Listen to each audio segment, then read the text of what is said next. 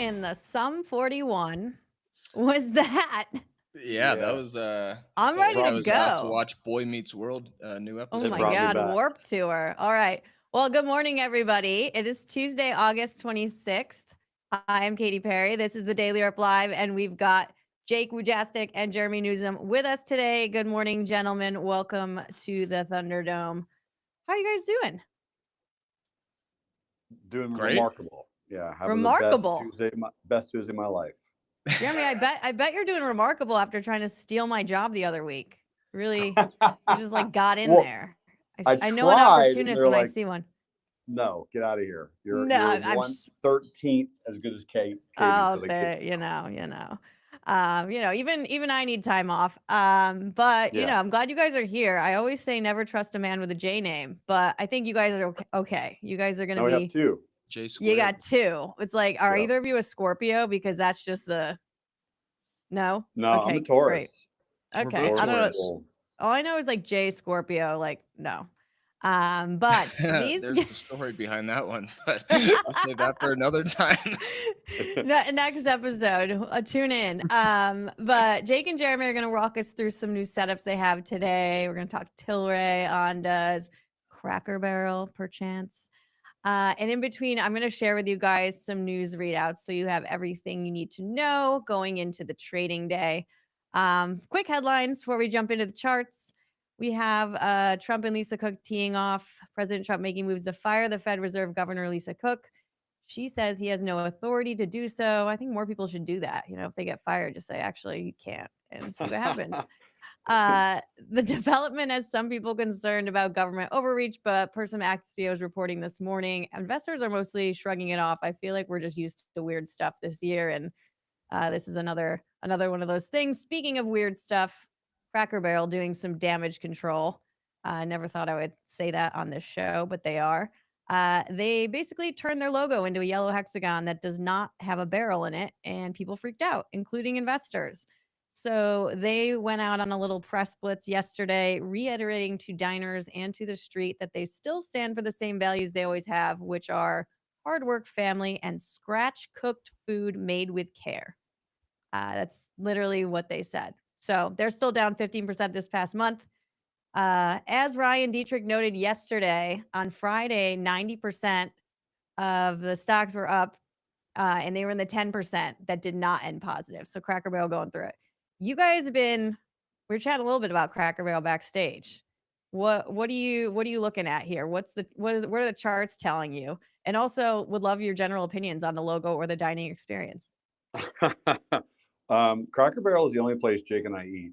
So when we get together, it is almost our go-to. All right. I haven't been there in a while, but I do like the nostalgia of the Twitter storm that Cracker Barrel underwent. Also makes me kind of pleased for people to just realize the overall fact that Twitter still matters. Yeah. I'm a Twitter guy. I call it Twitter for a bit. I'll call it X one day. But here's the thing. Here's my actual belief. So they have a lot of comparison right now with the news, with the backlash, with Jaguar and Bud Light, when they really started rolling out their massive changes. And to me, as I'm looking at this, I will do a super fast stock screen share, if that's okay. Let me just make sure I can do that. All right, sweet. Share my screen, allowed to share screen, gorgeous. All right. So here's where we're at. So on Cracker Barrel, and this is, I'll look at a lot of technicals, but I'm a big 100, 200 simple moving average guy. So this seems to me like a very, very defined head and shoulders pattern. And with this news coming out right now, like this is what we're at. This is where we need to bounce if we're going to. So if Cracker Barrel is going to play the counter trend, counter thought production of like, hey, actually everything is fine. You'll actually notice they haven't changed their ticker logo yet. Top left-hand side, the what's it called, an emoticon? Flavicon, I think it's called. So that hasn't changed yet on their ticker logo. But here's the weekly chart. And the weekly chart, if I hide these for a quick second, we are really right on top of, again, the 100 simple moving average on the weekly. You will notice how that has been a very, very defined resistance really since 2021. and we have been slowly cratering ever since. Here's the monthly chart. Monthlies, we are below long-term averages. So once we break this 200 weekly and monthly moving average, it is by all definitions that I've ever read considered to be in a downtrend. So you have a stock that is currently in a downtrend that's facing really, really big backlash over rebranding and the reason that they're rebranding. You have a head and shoulders pattern. You're at the 100, 200 on the daily and 100 on the weekly. So long story short, if they do not figure it out very quickly, Cracker Barrel will go lower, and they'll provide, a trader to make some money on the downside if they want to, or if you want to take the counter opposite, it's at a good support, so maybe it bounces, but it's at that level where it's gonna be really, really fascinating to see what happens. So let me ask you guys this, because this is fascinating, right? You're in the charts, and there's obviously a lot of feelings happening. But to your point, Jeremy, like this has been an embattled company for a bit. I remember they had a Yeah. brutal earnings readout right after COVID, that showed like the demographics of their customers, and a lot of them were very elderly people who just didn't really go back out much after COVID, and so I guess they thought taking away the dude in the barrel was gonna resonate with Gen Z, I don't know, but say and I don't think this is gonna happen, but say they come out and they're like, "We're gonna go back to it." What do you think happens to this chart that you're looking at? It rallied 5% overnight, unfortunately. Based on It just the comments? it really would. It actually would go up overnight, is my belief. So, Okay. we'll see. I don't know if that's again entirely true, but it'll be fantastic to find out if it happens. They think, and they're going to stand behind the rebrand, so they're not going anywhere. They're, again, to your point, Yeah. they're like, hey, we're doing this. Our values are still the same. We're still making biscuits that are decent, and I think it was scratch something. scratch I made. Yeah, I mean, the thing is, like, I have a marketing background. It is a pain in the ass to do a rebrand. Like you just noted that logo wasn't updated in that one place. There's thousands of places. Like, even if they wanted to go back, like, they're not going to do it unless someone has a gun to their head. But Yeah. Jake, is this one? Is this on your list? I know you got drones, drone stocks. You got a lot of exciting things. Cracker Barrel, is that going to make the cut in terms of your attention? Maybe. So one thing that Jeremy and I do very differently is look at the market differently, but we generally come to the same conclusion, which is kind of fascinating considering we're using Yeah. completely different things. So, um, to be honest with you, I hadn't even really looked at this chart, but as always, He can. things pop up Okay. and literally fall right in line with what we're both seeing. So Jeremy was using the moving averages. I'm just simply using the anchored VWAP from the April 7th pivot. And you've got the anchored VWAP zone. So remember, I'm generally using zones. So what that means is I'm using the anchored VWAP, which is the dark blue line, but then I'm using an offset. And the offset is to capture that margin of error, that noise that occurs around the actual VWAP. So if you can see over here, this was on April 9th. You kind of had price moving below this area. So essentially, I'm creating the offset to capture this wick on April 9th. So that's why we've got this offset. This particular offset is 5% to the downside. Now we did have a little bit of a even bigger wick to the downside here, but at that point, it's you can't really. I mean, I guess you can, but if you're going to start using a 7.5, a 10% offset, it's really hard to kind of have an invalidation level that makes sense. So one, price is trading in this VWAP zone. Two, it's kind of holding right at this shelf area here. Three, we do have a hollow candle from yesterday, so that means that pretty much price closed red on the day. That means it closed below the previous close, but it's hollow because the close of that particular candle was higher than the open of this candle. So think about like opening a window shade up, and that's why it's hollow. So I mean, I like to count candle colors. 1, 2, 3, 4, 5, 6. That was the 7th red daily close in a row. Do I think we're gonna, have some massive rally? No, but I mean, it's very possible that we could easily pop and fill this gap at 58.64 on a quick move.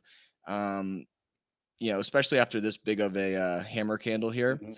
So we'll see. I'm about to go on vacation. I have a rule that I'm really not going to start any new positions if I'm about to go on a trip, especially one that I've never been to in South America. So, yeah, so I'll keep an eye Cool, on man. it, but yeah, I Damn, don't Jake, you're think on the I'll be doing it. move. You're getting too. that Yeah, well, passport it's that stamped. Chile. It's that snowboard trip Brian and I Oh, are going on. sick. Amazing. So, Amazing. so yeah. I Well, try not to break those rules. I definitely broke them in Croatia with Jeremy, but it ended up working out. So you got to break some rules for Cracker Barrel. How many times do you get a chance to make a play on Cracker Barrel? You know, I feel like it's once in a True. lifetime potentially is. opportunity. Yeah. Let's shift to stocks that we talk about more often, and we have Alibaba Yep. reporting earnings on Friday. Jake, you brought up Alibaba a lot. Jeremy, I know you guys have thoughts here. What are you looking at on Baba since we last spoke? I'm gonna give a quick. I can't go more than 35 seconds without talking about how awesome Jake is. The fact that this dude single-handedly told everyone to be buying Alibaba when no one on planet Earth was talking about Alibaba. This was the only Baba bull I could find on the internet, and dude slayed He's it. blushing. He has to be blushing because there's no other person. So he was going bullish. that was a tough one to hold, that thesis. We went aggressively bullish. Jake and I did. We've made $2,000 or $3,000 recently on Alibaba because it just had this really, really beautiful move. And Baba is a tough one for me because it does gap a lot. I will share my screen again because again, as you'll know, when we do this all over and over and over, Jake and I will always be different, and that's perfectly fine. But the beautiful news is, again, it's going to generally add up. So here's what I saw. So this is Alibaba on a daily chart. And what you'll notice is you had this really, really massive down move. And so when Jake and I first started getting in was back over here in like August, which was ridiculous. And so he caught this little run up, and then he caught this little run up, which is just wild. He caught this. He nailed every single one of these bottoms. But what's fantastic is so did these long-term averages, right? So when Jake is like, hey, you should be buying Alibaba, and it's trading down into the 200 on the daily, I say, that sounds like a good plan. Let's do that. So this is a huge rally. I just want people to listen who are hanging out and watching this. If you're buying a position, stock went from 98 to 128. That's a 31% move. The reason I'm bringing that up mathematically is because that's just an incredible return. Most people want to do that over 2 or 3 or 4 years. If you do that on a stock in a month, that's a really, really good trade. And if you do that with options, it becomes even better. But what happened recently is you had this really good, again, trade down to the 200 simple on the daily, which is the moving average I've been using for 15 years. Stock broke above the 100 simple. We retested the 100 simple as old resistance, new support. And this is where Jake and myself started buying a couple of call options for October. And I was able to trim some of those positions on this gap up day here. I call this a retest gap. So that means that this buyer, this is a daily candle. So a big bull candle is a buying candle. A lot of buyers were there. So those buyers were profitable on this day. Profitable buyers are going to sell, which is exactly what happened yesterday as well. I also sold, and I'm out of a decent chunk of my Alibaba call options. But at this particular point in time, yeah, that was an amazing analysis. If I go to the weekly chart, you have the curve of the 100, 200, which just simply means that, again, the overall trend is starting to change. But from a fundamental standpoint, for any of the listeners, and you have tons and tons of them watching, I will say this. The Chinese markets are at all-time highs, right? They're crushing, they're ripping. And Baba, which is one of the largest companies on earth, is 55% lower than the previous all-time highs. That just seems like a really, really massive discorrelation and a pretty easy catch-up play at some point in the future. Jeremy, I appreciate you talk like Jake, like Chris Collinsworth talks about Pat Mahomes. So I really, as a Bills fan, I don't know how I feel about that, but look at this bromance. Jake, anything to add there? Also, before we get into that, this might be obvious to some, but maybe not everybody. Can you guys just quickly voice over what the difference is and what you're each looking at and like how that arrives at the same conclusion? Are you looking at different metrics? Yeah, How do your what's styles interesting is differ? we really just use different moving averages and different colors and different indicators. It's kind of that's really kind of it. So it's like if we if you have two people that live in a house and they're next to each other, and one guy has, you know, granite countertops with a different backsplash, and then another dude has a different, I don't know, that's the only kind of countertop I know, by the way. I've run out of countertops. But you just have different color, right? And like one guy has a barbecue next to the pool and one guy has it inside. That's really all Jake and I are doing. We've spent, and I'll say this humbly as possible, we've probably spent 7 hours a day, every day for the last 20 years looking at charts.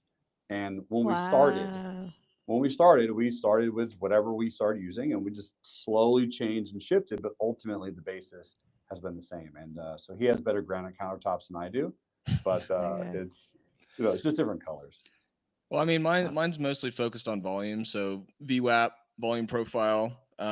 Jeremy's really focused on trend. So, but I mean, even the Baba thing, the VWAP price was right at the VWAP on the daily candle chart. For his, I think that was the 100 that you were referencing. Let me, if I can share my screen here. But yeah, I mean, like every time I'll text him, like, hey, check this out. He's like, oh yeah, it's right at this moving average. I'm like, beautiful. Let's see. So yeah, I mean, if you look at this was kind of my invalidation, and honestly, I kind of messed up this trade a bit on my end. I did not sell when Jeremy did, so so that was kind of a little bit of a not fun time. Me reverting back to the July 9th pivot, but it worked out. There's bull flow coming in the entire time. So I'm like, well, one, I'm not selling that because of that. Two, we pretty much just moved right back down to this July 9th pivot VWAP, which happened to be right in line with what Jeremy was looking at on a completely different scale on the moving average side of things. So I did actually add to my position, which started to get a little big, but it worked out. I still have a decent position. My thought is that we, I do think we can move up to this gap fill at 132.65. The daily candle chart is not easy to do analysis on for something like Baba because of how gappy it is. A lot of the time, and one of the most annoying things about Baba is if you do have a nice pre-market move, it almost always gets faded. I'd much prefer to see a gap and go on Baba. Generally, when you have those gap and goes, that's when you have a strong gap up the next day. And you can just see that relatively for some of these instances, especially on the 12th, we had that slight gap up, intraday move up, and then a strong gap up. On Friday, gap up, strong intraday move, closed near the high, and then we gapped up again yesterday. So I did lighten the position, mainly because earnings are coming up, and I'm, as much as I like to live on the edge a little bit with some of my positions, I don't like to live that much on the edge. So, but really, my thesis is really still on the monthly candle chart, and at this point, you've probably seen this chart like 4 times because it's the monthly candle. It's finally starting to play out here. So that bull flag is finally starting to get some continuation to the upside. We are getting slightly above this volume shelf on the monthly candle chart. Earnings very much could be the catalyst. I'm not really going to try and be a hero and hold too big of a position into that. I mean, I am probably going to hold it for a couple more days because the implied volatility of the contracts that I'm holding is probably going to increase, which in turn will help keep the price pretty solid on the contracts. So, a lot of people, one of the biggest questions I get is, well, Jake, are you going to hold to this point? Or are you going to do that? I have no idea. The market changes every day. That's like asking somebody, hey, are you going to bring an umbrella to work on Friday because it says it's going to rain today on Wednesday? Well, if the forecast changes and it's going to be sunny on Friday, then no, I'm not going to bring an umbrella. So things are very fluid in the market, and so do your decisions, and so does the way that you're trading. And I think that's a big thing a lot of people don't think about. some people will say, okay, well, when the market does this, should I do that? And I'm like, well, the market hasn't done that yet. So then why are you thinking about 3 steps ahead of something that hasn't happened yet? And I get that question a lot as well. So you really just have to go with the flow. That's trading. If you knew exactly what you were going to do every single time, then you're maybe living a little too concrete in your decisions.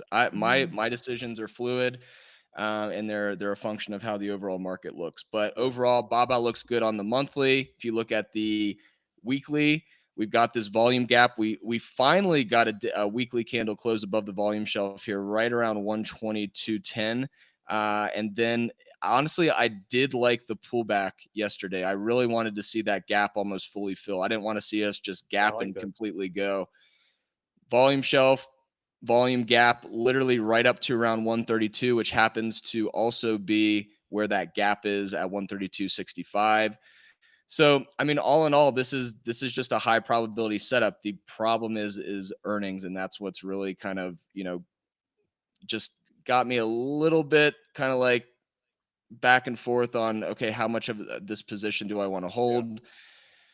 But yeah, we'll see. I think it's doing decent in pre-market. Interestingly enough, Jeremy, I'm sure you saw this too, but like PDD and BABA have almost been trading opposite. So that's been kind of a weird thing to try and figure out what's going on there. Well, I will say this, Jake, not to confuse people too much, but if I were in your exact position, which I think I am, I would have 25% of my calls over earnings, and I would just sell some calls against those calls, same expiration date. So that if it opens flat or gaps down, we can buy back those calls and help finance our position a little bit. And if it gaps up and keeps running, we still make money. Jeremy's a pro at the spreads and the spread, I love it. All right. I'll definitely let you kind of guide it, but I do think I've had a lot of questions on open. I know. Yes, Jeremy I was just going to bring us there because someone said when open. And we just had Eric Jackson on the Eric Jackson on the show. That guy was a hoot. When open. Like legitimately stalking Drake's house. Something, only he could probably get away with. I think he's on day 5 now. Let's go there though. Let's talk about open. I think a lot of people here from the open army want to know what's good, what's popping. All right, Open Army. Well, here's what I got. So one of my mentors is a very, very successful single family home builder. And the reason that's important is Opendoor Technologies, right, is very much in the finance, real estate developments, zone. And he said, and he's worth more than I am. And so I listened to him. He's a very, very good friend and mentor of mine. But long story short, if interest rates go up, this stock will go up, hands down, end of story. Thank you for playing.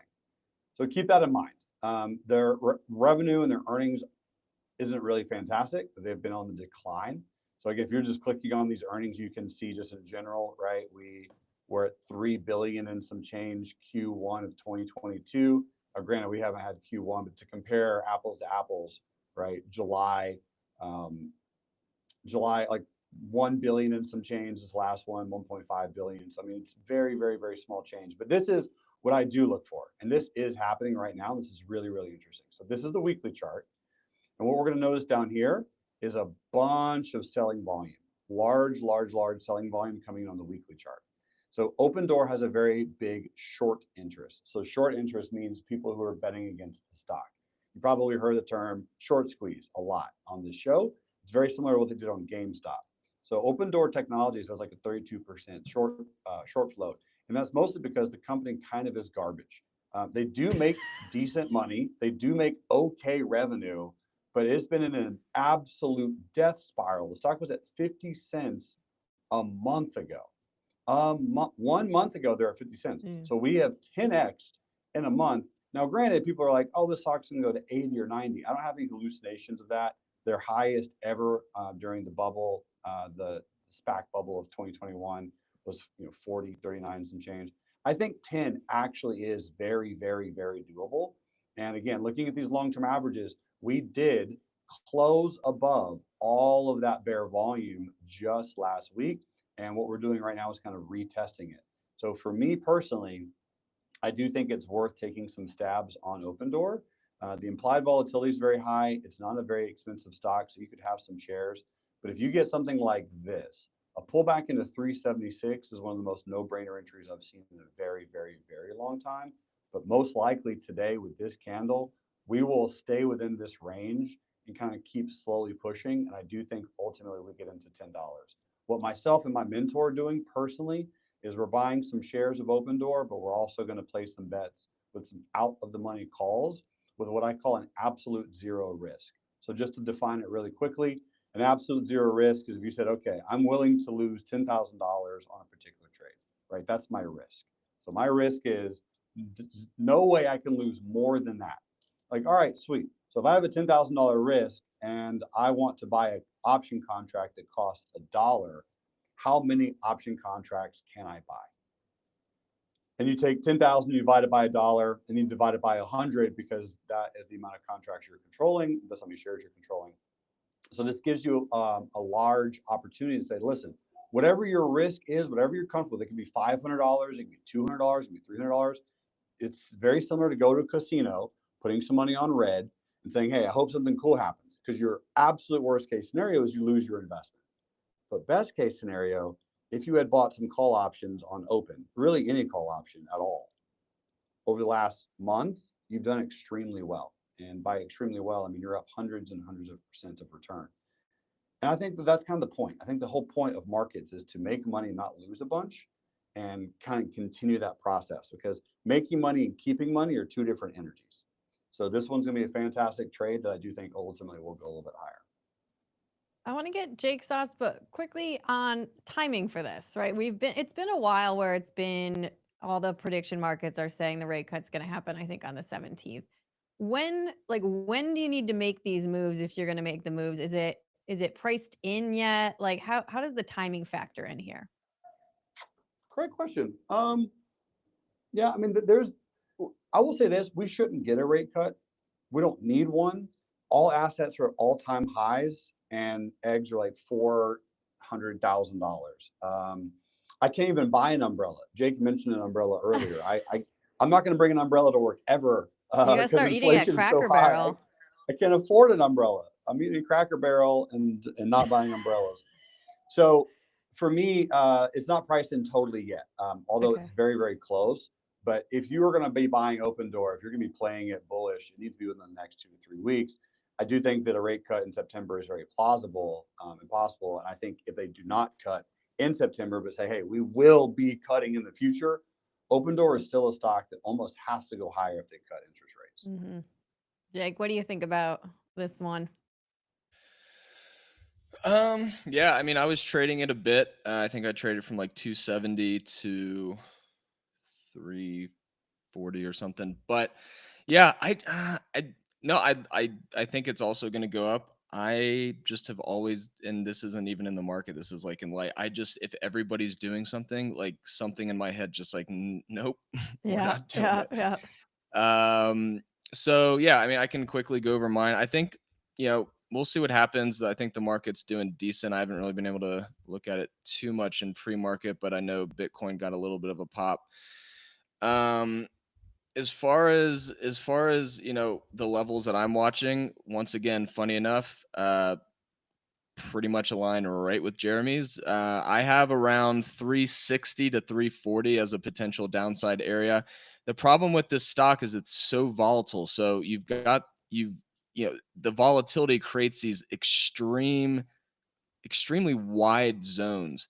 So it's not as easy. Like, you really need to make sure, if you are using like just straight stop losses, like on the book, that means that you have predefined stop losses and your broker can pretty much see them. You definitely want to have them a bit wider than usual, because there's just so much weird stuff that can go on down here. Do I think it's definitely going to go below 4? I have no idea. We'll see what it opens at, but this is not what I'd call a strong candle. But at the same time, you do have a pretty big impulse candle here.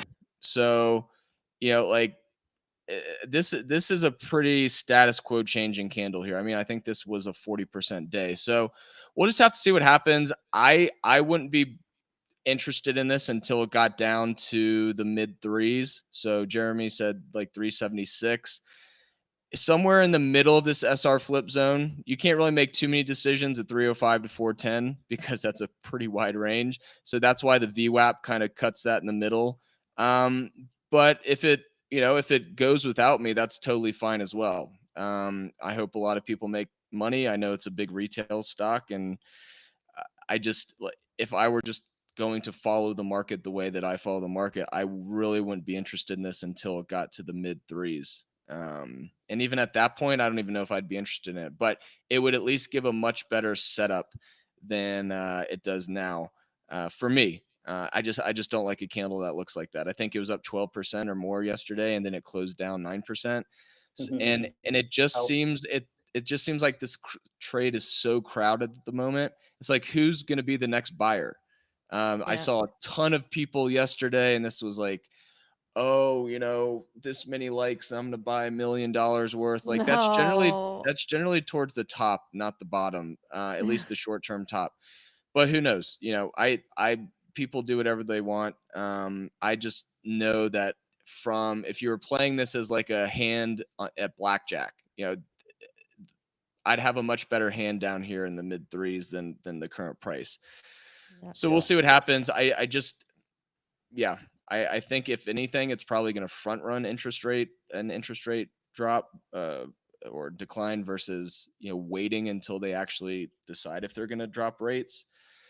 So yeah, I mean, if we take out that high at 583, then I think the gap at 667 is definitely possible. So I don't really have a bias here. I don't have a position. I'm really just speaking out of pure, how does the chart look? The upside target, if we do have a bullish thesis play out, is 667. Especially if we break and close below yesterday's low at 453, that would be my trigger for the mid threes. For now, the first few minutes of the open, we pretty much literally opened at 454. So 1 cent above yesterday's close. So yeah, we'll see. Yep. It's hopping around for sure, and makes you want, Eric Jackson could get arrested outside of Jake's house. That would have an impact. Or he could get to Drake, and that's an entirely different scenario. So tune in on X to watch that drama unfold. Of course, we just had the opening bell. I think this is a good time to talk about Stocktoberfest, which is going down October 20th to 22nd in beautiful Coronado, California. It's going to be a riot. I will be there. Jake will be there. Jeremy will be there. Drake will not be there, but hey, you never know. Guys, are you excited? I'm pumped for this. I feel like it's going to be a great crew. Stoked? Yeah, super stoked. Do you have lederhosen? I do actually have lederhosen. So it's required attire. Didn't you get the memo? Oh, man. Okay, fair. Got it. Get the suspenders, get the little socks. Okay, good to know.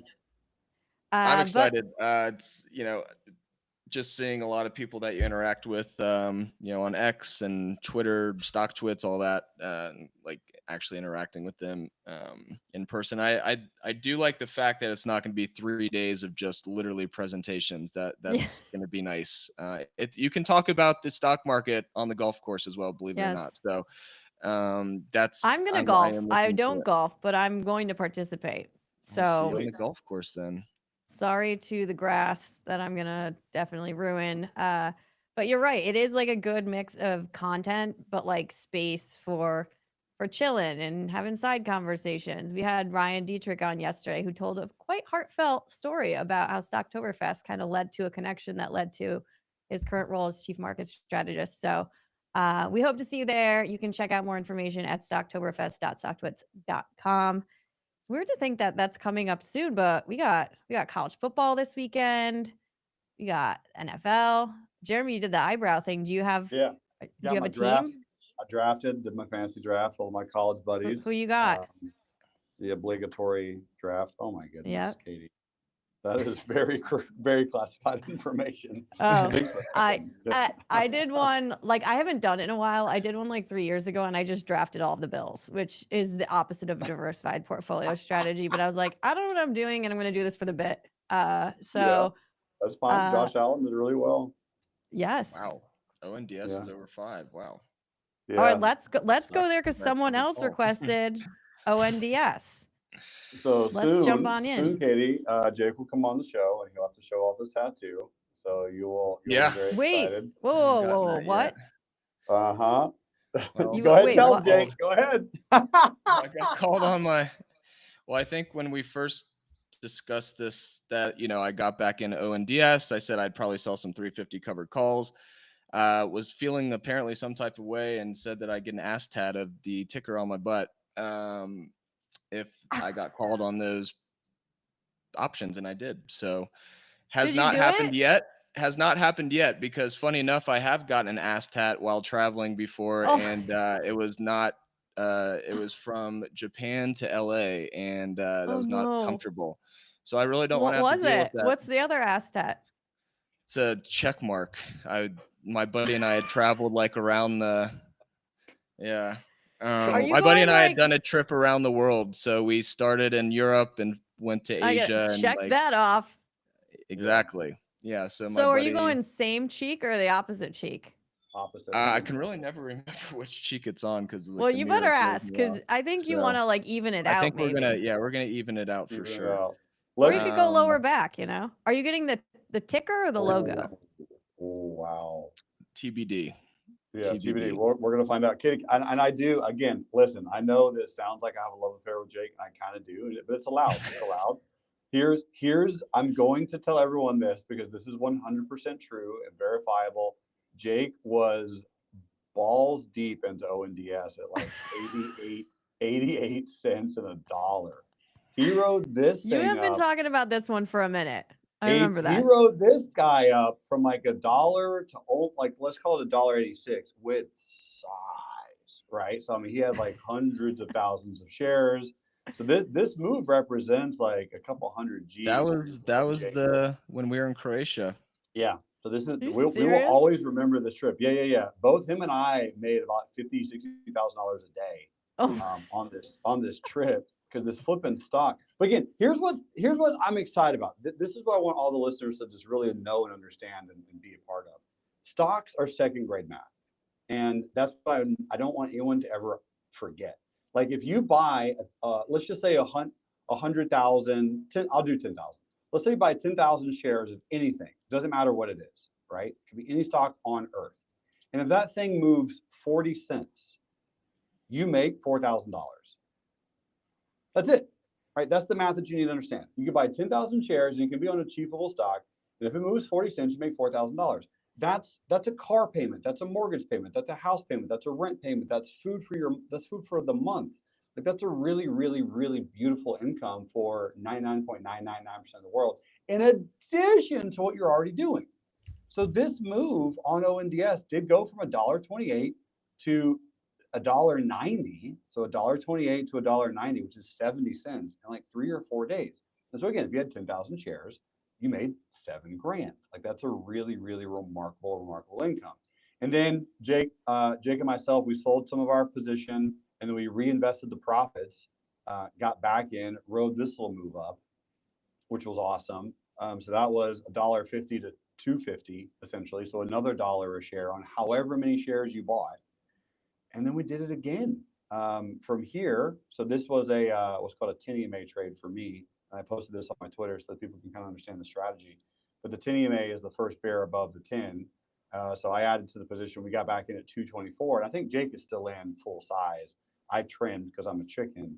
But really the thing was I told Jake, I was like, bro, if you make $1 million on ONDS, you have to get a tat. And I think that's kind of what's Face tat at that point. Yeah. It might have to be a Mike Tyson it. I think I could talk him into a face tat. Well, why wouldn't you get one, Jeremy? You were in on this one too. Why don't you guys do it together? Seem to do everything else together. Well, I definitely want to, interestingly enough, share another stock. And it's so funny because all these stocks have almost made the same moves. meaning that like they've started at the same price, and like look at Open almost followed the ONDS move to the it started a little lower, but like, and if it was faster, but all of these like beaten down stocks that have been creating these like, stage one bases for, a while, have all made the same move. And it's actually been pretty fascinating to see. So, Open's actually doing pretty well this morning. But one, and ONDS is beating it at this point, being up above 5 at this point. But yeah, so one that I like a lot is UP. So I mean, very similar setup as all of these. You get this move down, you get capitulation, and then if Jerremy started throwing his moving averages on there, he may have to use some shorter ones because this hasn't been around that long. They'll be there. They're likely flattening out here, and this is exactly the same kind of thesis I had with ONDS, right? You had a volume shelf, price starting to move above it. One thing that I look for a lot is, and this is a longer term RSI, because sometimes you have to smooth the RSI out. This is a 6-month look back on the RSI, but anytime that you've got price way up at a much, much higher price, I mean, up was at like 30, 20s, back in May 2022, 23. But notice the RSI was way down here for this particular look back period, which is 6 months.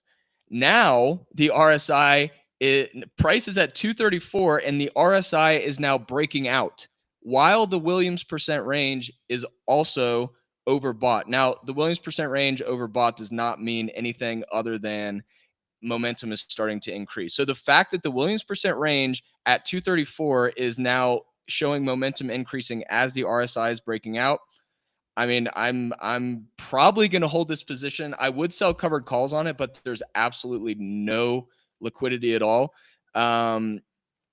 So if this started getting options volume and I could actually sell, covered calls that I'm not taking a hit like 25% on the spread, maybe I'd do it. But I mean, I think this thing's probably going to like $5 as well. So 5, even to 6. So, this could easily be another mean reversion trade. If you anchor the VWAP from where ONDS was at the high, this is the same exact trade. And so the goal is to just find these setups that pretty much replicate themselves. So I have a position, like I said, if there is volume that starts to come in on the option side, I don't trade options on a stock that's $2 because the share price is pretty much an options contract in itself. But if for some reason, there was volume that started coming in, I'd probably start selling covered calls. And who knows, maybe another TAT. But yeah, so ideally you want to see a monthly close above 255. Ideally, we do that for the month of August. Yeah. Yep.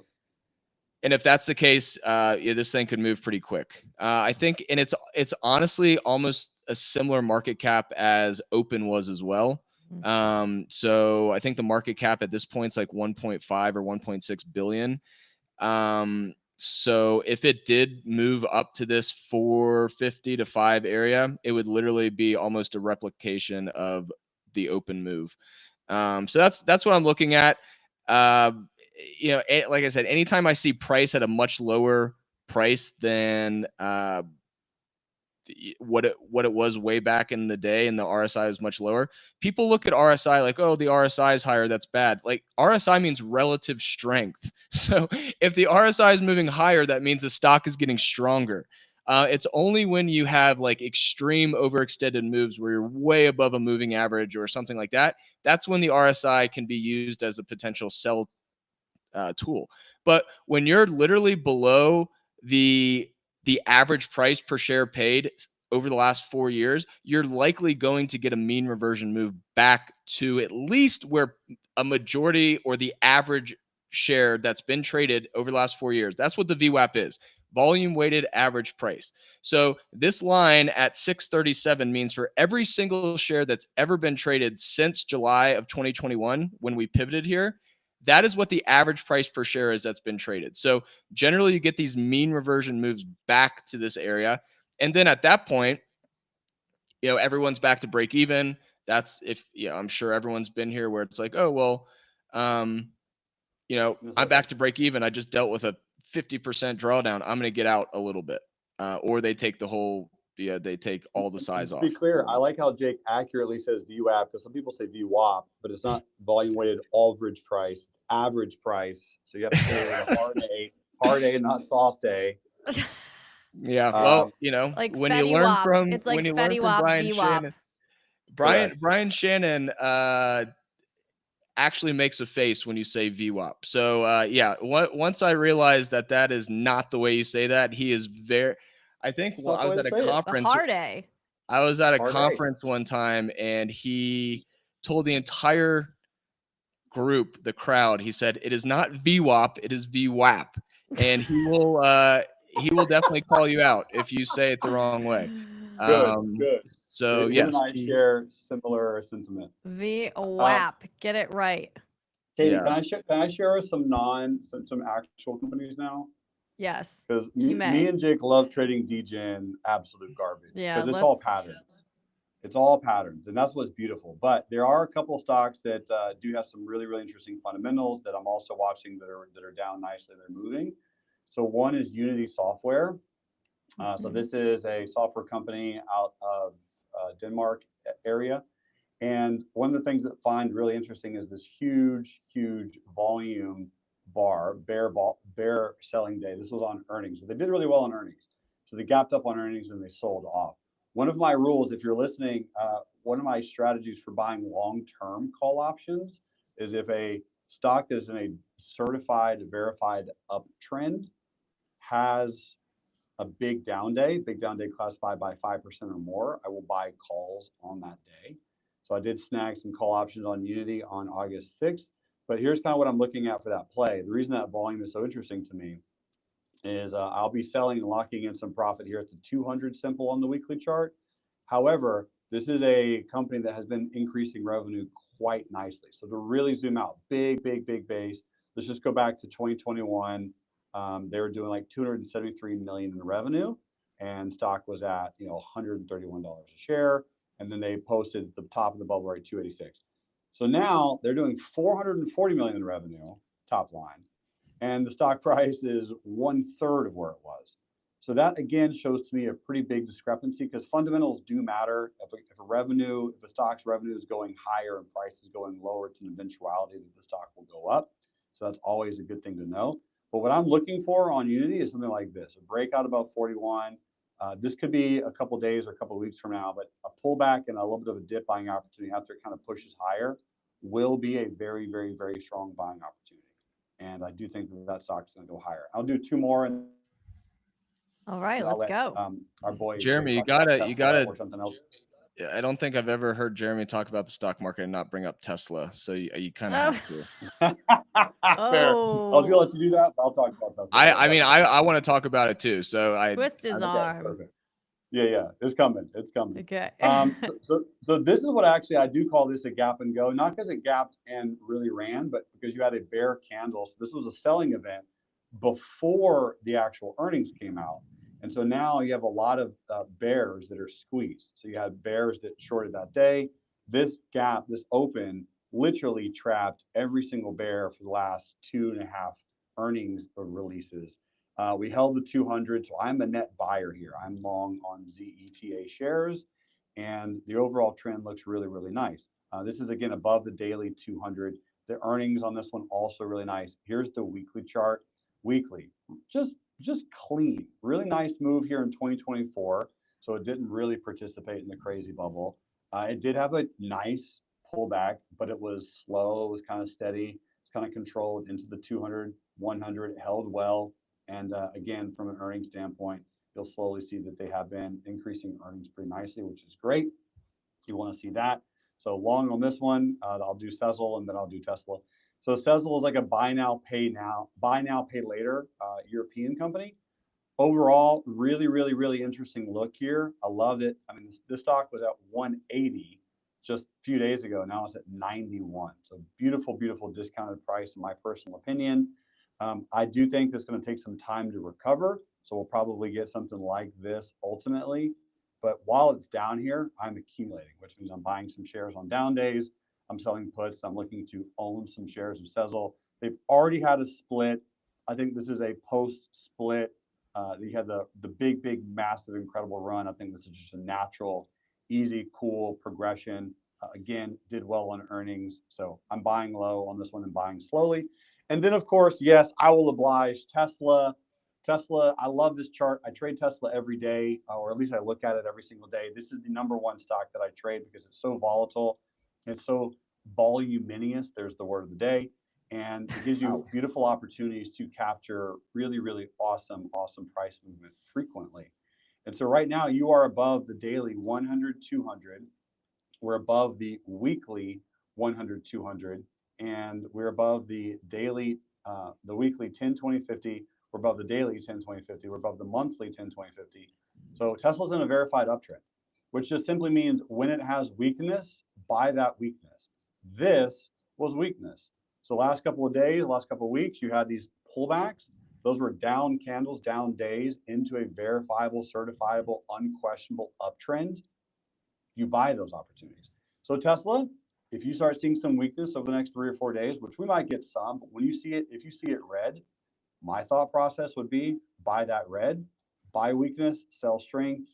Tesla's going to go higher. 360, 370 is almost an inevitability at this point. And then we'll see what happens from there. But overall, it's looking good. Yeah. Jake, any thoughts on Tesla? Yeah, I mean, I've just been pretty much since we were in Croatia, I was waiting to buy Tesla pretty heavily. Didn't want to do it before earnings just because I'd been there before, and it's not fun to wake up and just get absolutely annihilated. So that's not a great way to start the day. So I did buy it at 318, and then I was like, what are you doing? You are breaking every single rule that you have. So then I pretty much sold it at 318, pretty much broke even on it. And then once I saw it move up, and once the interest rate kind of scenario changed, I definitely went pretty heavy in it on Friday at 335. So sorry, that's my dog. That's not a greasy hinge. Mocha, can you please relax? Mocha? Yeah, Mocha. Oh my. Come here. Come on, Mocha. Come here. Get up. Okay. Oh, look at the chonk. Yeah, No offense to Mocha. He's a chunk for sure. Mocha's well fed. But yeah, so let me, if I can, share my screen. I pretty much am just finding a setup and trading it over and over again. So we've talked about the volume shelf a lot at this point, and you've got it here. You've got a really strong close last week. This thing is so close to a launch, it's not even funny. So yeah, we'll see if we get it, but I think this could easily fill the gap at 401 in the next couple weeks. When this thing moves, it moves very fast. It's very easy for people to really kind of jump on that train pretty quickly. So I have shares. I know how Tesla is. It could easily move down 3-4% a day. I just really don't want to get taken out of my position because I'm in options versus shares. So shares for me are a lot easier to maintain. It's a lot easier to sleep at night, just, owning shares. People are asking me why I wasn't trading TSLL. Well, pretty much it trades almost like an option. So if Tesla goes down 3%, that's going to go down 6%. And I really would just prefer to own the shares. There's intrinsic value there.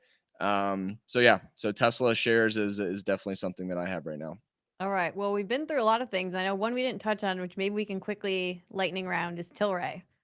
So that's obviously cannabis stock. Tilray? Shoot. What? Yeah, let me pull up Tilray. I can't believe we haven't talked about Tilray yet. Yeah. Right. So these guys are interesting. I actually last year interviewed their CEO, and they were talking about sort of diversifying outside of cannabis. So they own a bunch of, speaking of craft beer, Stocktoberfest plug. They own a bunch of craft beer brands too, and they're trying to sort of be like a cannabis platform, but while they wait for the regulation, they want to expand elsewhere. Yeah. So that's a little backstory on those guys.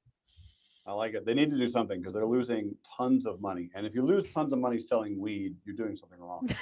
So here's what's interesting to me.